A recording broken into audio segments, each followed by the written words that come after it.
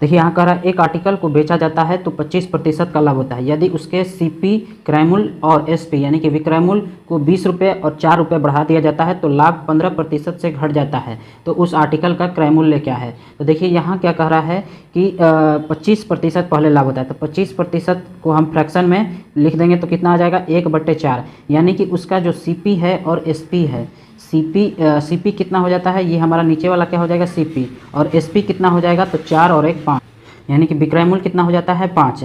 अब कह रहा है यदि सीपी और एसपी को 20 रुपये और 4 रुपये बढ़ा दिया गया तो यहाँ पर हम मान लेते हैं कि ये 4x है और ये 5x है। अब इसमें जो है 20 रुपये बढ़ाया गया और इसमें जो है 4 रुपये बढ़ाया गया, तो यहाँ से हो जाएगा 4x + 20 और यहाँ से हो जाएगा 5x + 4। ये हमारा क्या आ गया दूसरे केस का ये हमारा हो गया विक्रय मूल्य और ये हमारा हो गया क्रय मूल्य। अब कह रहा था कि जो लाभ है ये 15% से घट जाता है। पहले कितना लाभ होता था 25%, पहले होता था 25% और घट जाता है 15% से, तो अब कितना लाभ होगा तो 10%, यानी कि ये हमारा क्रय मूल्य है तो इसका हम 10% लाभ पर निकाल लेते हैं, यानी कि 4x + 20 10% लाभ होगा, यानी कि 110/100, तो ये हमारा एसपी के बराबर होगा।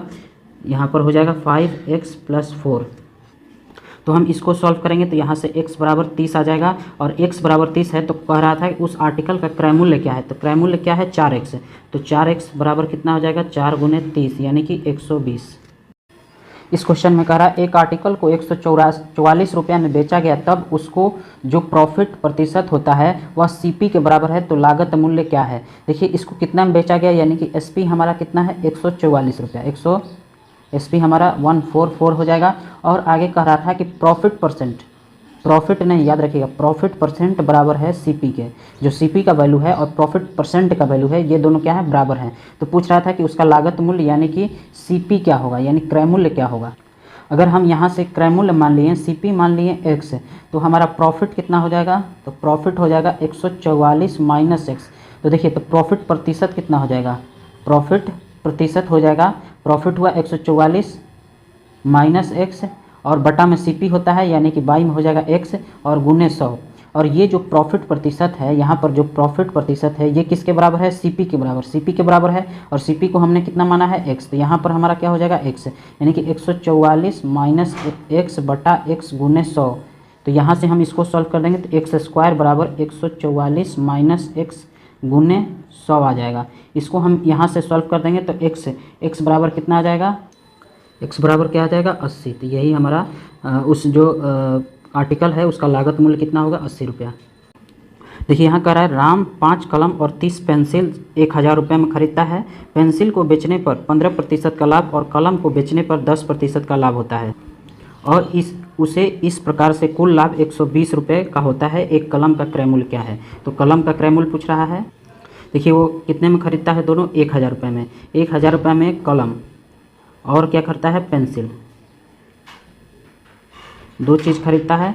तो देखिए यहाँ पर कह रहा था कि कलम को पेंसिल को बेचने पर 15% का लाभ होता है, पेंसिल को बेचने पर 15% का लाभ और कलम को बेचने पर 10% का लाभ होता है। कलम को बेचने पर कितने का लाभ होता है 10% का, और इस प्रकार उसे कुल 120 रुपये का लाभ होता है। कुल कितना 120 रुपये का लाभ होता है।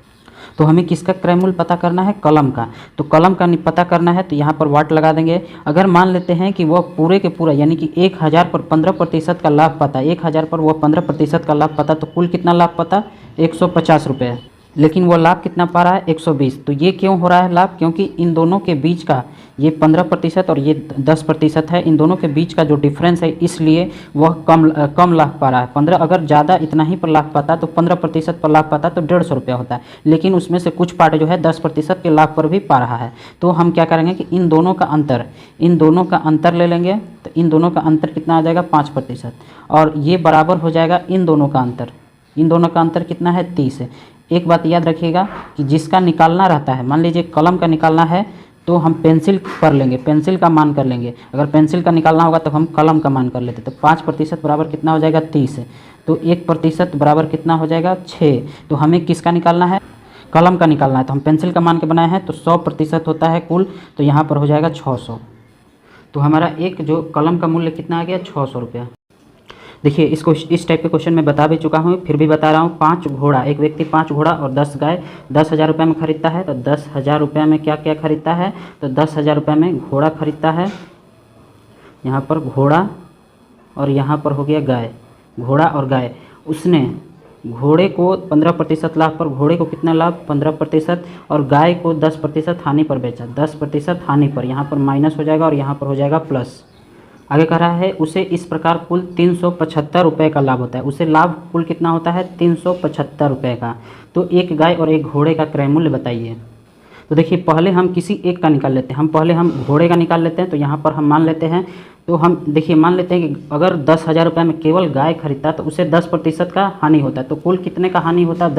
10,000 का 10% कितना हो जाता है? 1,000, यानी कि उसे 1,000 का हानि होता है। तो अब क्या करेंगे कि इन दोनों का अंतर कितना हो जाएगा? अंतर कितना हो जाएगा? 25%, और इन दोनों का अंतर बराबर कर लेते हैं। तो ये हो जाएगा 1375। तो देखिए गाय, हम यहाँ पर घोड़े का निकाल रहे हैं, तो 100% बराबर कितना हो जाएगा? 5500। 100% बराबर हो गया 5500।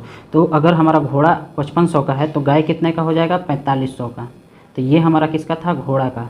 और ये हमारा किसका था? गाय का। तो यहाँ पर मेन मुद्दा क्या था कि जिसको भी एक पहले किसी को निकालना है, तो जैसे घोड़े का पहले हम निकालना चाहते हैं तो हम गाय से बनाएंगे, अगर गाय का निकालना है तो हम घोड़े से बनाएंगे, ये याद रखिएगा।